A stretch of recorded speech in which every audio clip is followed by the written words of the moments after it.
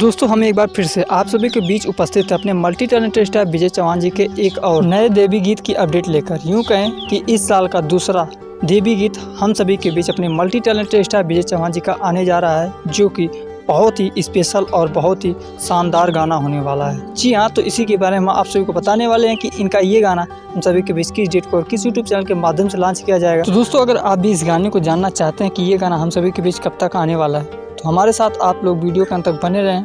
हम इस गाने की सारी डिटेल आप सभी को इस वीडियो में शेयर करने वाले हैं और चाहते हैं आप लोग की ऐसे ही अपडेट अपने मल्टी टैलेंटेड स्टार विजय चौहान की मिलती रहे सबसे पहले, तो इस चैनल को सब्सक्राइब करके बेल आइकन को जरूर प्रेस कर लें। खैर आइए बात करते हैं इस गाने के बारे में।